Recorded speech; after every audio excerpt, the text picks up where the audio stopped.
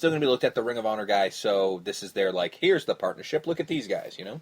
Because this is the bridge, literally. Yeah. Like, I don't think there is any other actually established, other than maybe Briscoe Yano, but that's gone. That's done. That's kind of done now. So, yeah. Like, Elgin Tanahashi is the bridge. Yeah, exactly. This is the Mega Powers handshake. Like, this is what it is. So, yeah, that works. So, Big Mike and the Ace. The Big Ace. I never thought that would happen. I never thought that the guy who would be the bridge would be fucking Michael Elgin. But, hey. Big Ace wins. Yeah. Good for you guys. Local boy. Local boy done good. Yeah. Good for you, Mike. Match number 6. Yes. Okada. Moose. Yep. Odd. It worked. It did. It worked. Moose is good. Yeah. Like, I will give full credit to him for Oh, yeah. being a football player. Yeah. Coming in yes. and giving a shit about actually learning this thing and not just, I'm just a big guy and I'm going to go off that. No. Well, agree, but he hung. Yeah. Oh, he absolutely did, which is fucking nuts. IWGP Heavyweight Champion. I very much agree, and that's fucking insane. But the reason I would not necessarily, I'm not as surprised as you, is because like if you're a football player just trying to get into pro wrestling, that's where you go to WWE. You know what I mean? That's just where, like, yeah, it doesn't matter as long as you're big and strong, you're fine.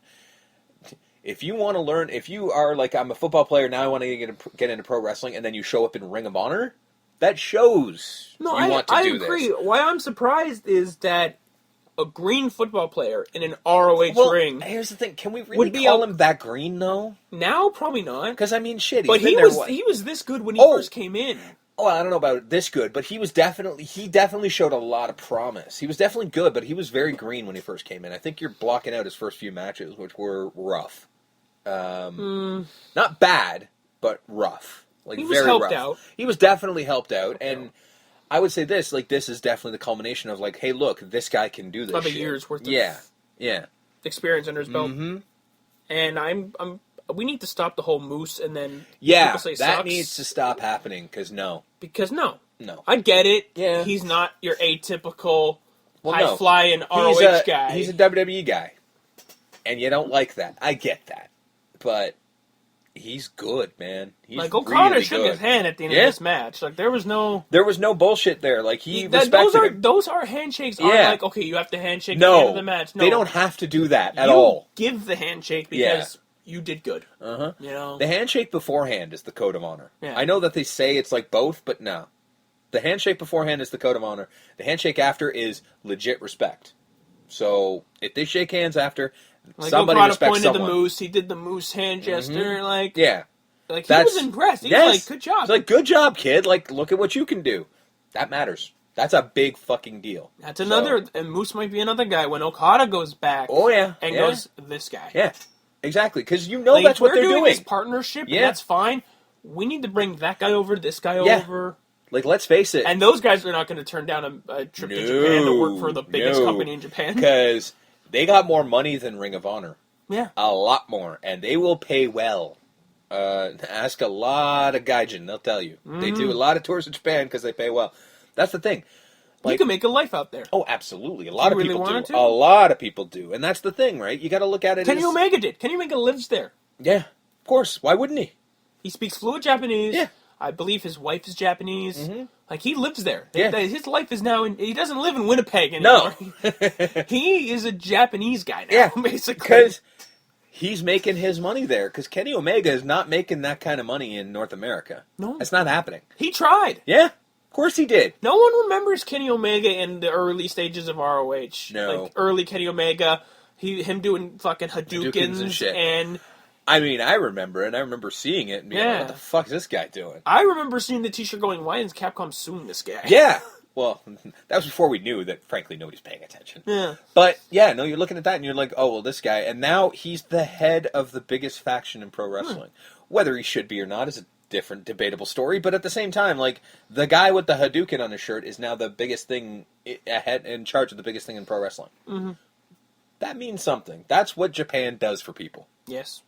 And this match was great. Yeah. Speaking of Kenny Omega, match number 7 for the Trios title. Yep. Never open weight. Yep. The Elite, Omega and the Bucks versus Seidel, ACH, and Kushida. Yep. Was this match of the night? Yeah. Or was that the main event? For me, it was. Yeah? Yeah. Okay. Because I'm thinking that, too. I'm like, you know what? This was match of the night. It was match of the night, and not that the... It was a shortlister for the year, too. It was. Yeah. Oh, definitely. Yeah. This may hit my top list, as you know, there's going to always be... Now, the question is, as an ROH show or New Japan? That's the thing. Like, it's hard to tell. I mean, it was in America, but at the same time, you know, look who was in it. But, I mean, Jesus Christ.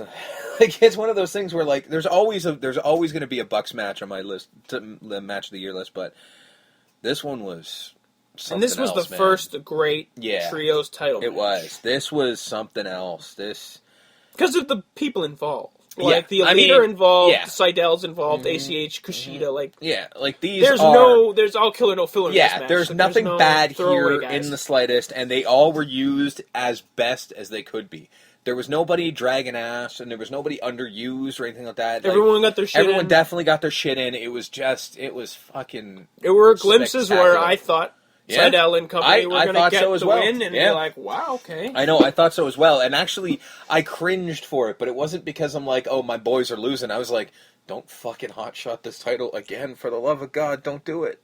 And the Elite got the win. Did get the win. I love that they now have not only the Meltzer driver, but the Tiger Hattori special or whatever.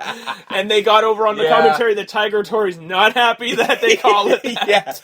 That might have been one of my favorite lines. Because I think Tiger Hattori was the referee, and they were like, "This one's for you." And then they were going to do the move, and he was just like waving it off, like, "No, don't do it. I don't like the move." And they're like, "Yeah, it's the Tiger Hattori driver." And it was like a pause of silence, where I think they were looking at each other, it's like, which one gets to say it? And it was just like, and he's really not happy about that. I was like, genius. Absolutely genius. Also, Steve Corino, a.k.a. Mr. Wrestling 3, in the Elvis jumpsuit. Yes. Well done. Good lord. He got to yell super kick a bunch. Yep. This was match of the night. Yeah, definitely. And well done to everyone involved. Yeah, it was spectacular. Loved it. War Machine ANX. Yep.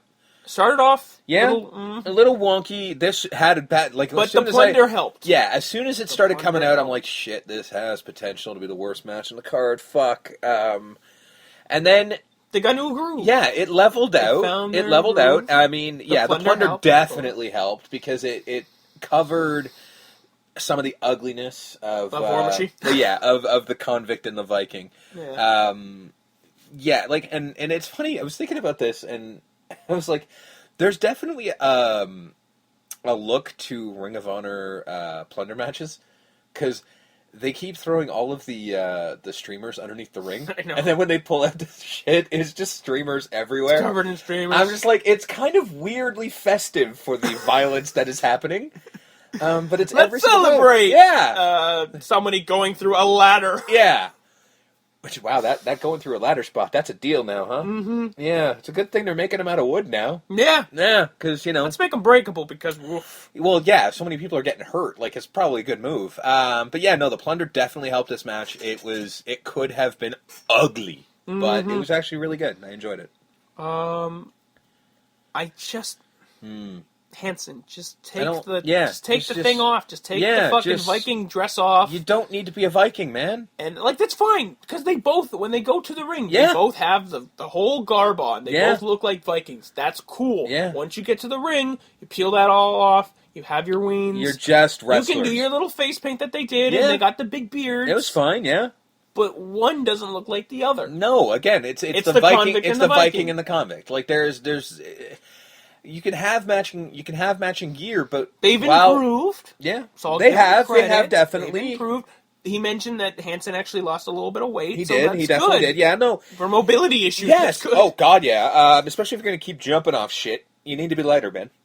But ANX obviously helped because ANX is fucking ANX. Yeah, and they can fly around and everything like that, so it covered up. Make War Machine look like $1 million. Exactly, it covered up a lot of the holes in War Machine's game. So, all in all, it was a good match. The and again, making me think that ANX was actually going to win, so that was cool. Wow, that was actually a really good match. I'm actually trying to relive it. No, there was actually, it did get to a point where it was started really off good. rough, but it got to a point where I'm like, fuck, this is a good match. Yeah, it definitely really at the end, out. This match was really good. It was one of the better matches on the card. So that's good for a War Machine. ANX doesn't need the pub because we know how good All Night Express like there was no question. War Machine needed a good, solid tag team title defense under their belt, and they got it. And this is definitely in the top of War Machine matches of all time. So like that's a thing. Like that matters because War Machine's a lackluster tag team at best. So for them to have actually really good match, it's fucking good and solid, and something like you said, definitely needed. Definitely needed. Main event time. Main event time. World Heavyweight title. Yeah. Jay Lethal. Adam Cole, baby. Yep. And Kyle O'Reilly. Yep. And every time Jay Lethal comes out now with Taylor Hendricks, I'm just like, oh my god. Yeah. Yeah. That was the best addition ever to that team. Yep. I will say this. She's a deal. It was more festive this time around. It was sequiny. No, yeah. Well, they're Vegas, baby. Yeah. And I will say this. Actually, unlike her usual attire, her boobs were more covered.